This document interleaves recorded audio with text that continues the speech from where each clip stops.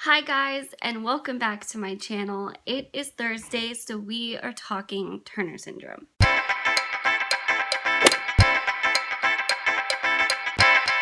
And this week is kind of gonna be a little bit of a health update for me. So a while back, I told you guys that I had a outstanding hearing test that I needed to go do, and I still hadn't. And I still haven't. But I have been feeling a lot lately like I've been struggling with my hearing more.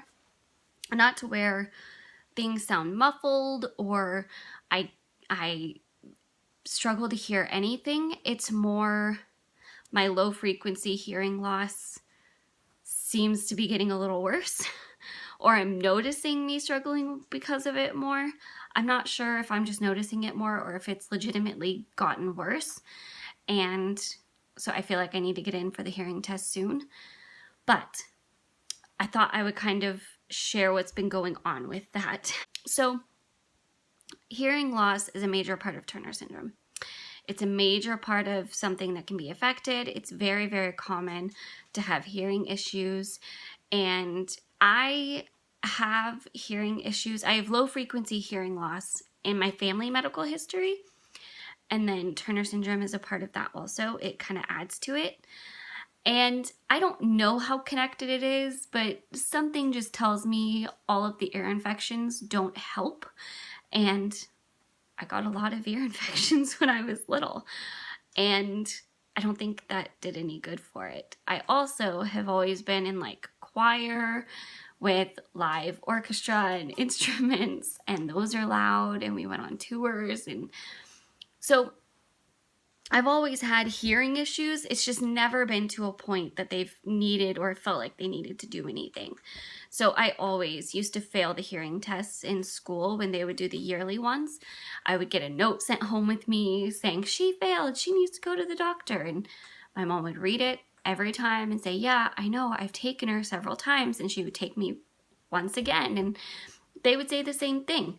If her grades aren't hurting, if she's not saying she can't hear her teacher, if she's not showing any signs of it actually affecting her, there's no reason to do anything at this point.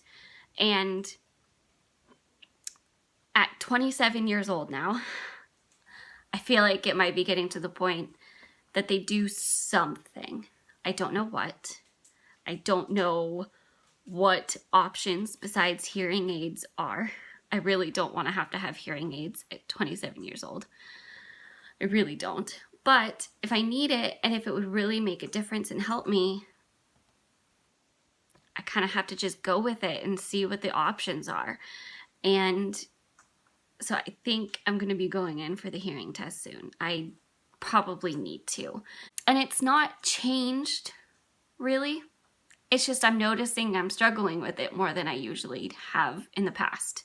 So for that reason, I feel like I need to do something about it. I feel like I need to pay attention to what my body's doing and what it's telling me and go take care of it before it gets worse. Or go take care of it before it gets to the point that it does seriously hinder my ability to have conversations or hear somebody when they talk, or I'm listening to stuff too loud, and I don't want it to get to that point before I at least find out what it's doing and what my options are. So I don't know what this is going to turn into. It could be nothing. It could be that it's just gotten slightly worse, but still not to a point where they do anything. It could also be they have low-level assistance things they could do for me, whether it's a lower hearing aid or I don't even know what else they would do. Whatever the case might be. Seeing what might be a possibility. I think even if I don't decide to do anything yet, knowing those options now would be good. And if a significant enough change has occurred, they probably will want to do them more frequently to watch if it's getting worse. It wouldn't be the worst thing in the world it just would be one of those things that it's an added little fun thing I'd get to deal with. So I don't know what it's gonna turn into. I definitely feel like I need to actually go do the test now. I feel like it's probably more important than it even was when I was little right now. And so I need to just do it. I can make an appointment with the hearing clinic and try to make sure I am available to go. So I'll probably do that. I thought I would ask you guys what your experience with hearing issues with Turner syndrome is. I know mine, I have a double whammy. I have not just the Turners, but I also have in my family medical history. And so I don't know if the low frequency hearing loss is the normal way of hearing loss for Turners or not. I just know that's mine, which low frequency hearing loss basically means you have trouble hearing or discerning or picking up stuff at lower frequencies. And if there's something that's a higher frequency, if you have two sounds going on, the higher frequency sound takes over the low frequency. So if there's background noise, I have a lot of trouble hearing things and understanding what somebody says if there's background noise going on at the same time. And that my grandfather had, my mom has told me she struggles with.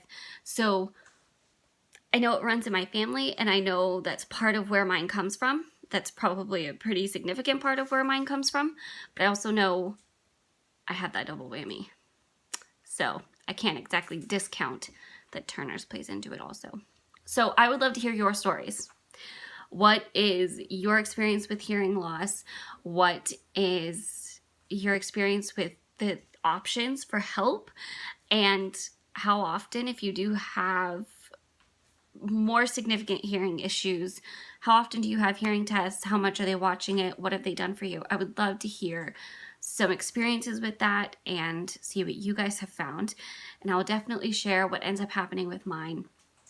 And I will let you know, keep me accountable when I've made my appointment, and I will let you know what comes with the hearing test. So I told you guys to keep me accountable the first time. I'm going to stick to that. If I don't tell you I've gone to the test or scheduled it, say something. I won't take offense. Say something and remind me.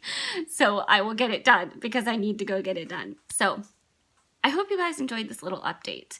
I know this is not my normal Turner syndrome video, but I also want to document what I'm going through with it and share my experiences. So it's not just all about telling you what I already know. I also want to share this is what I'm finding stuff out about. This is what I'm learning.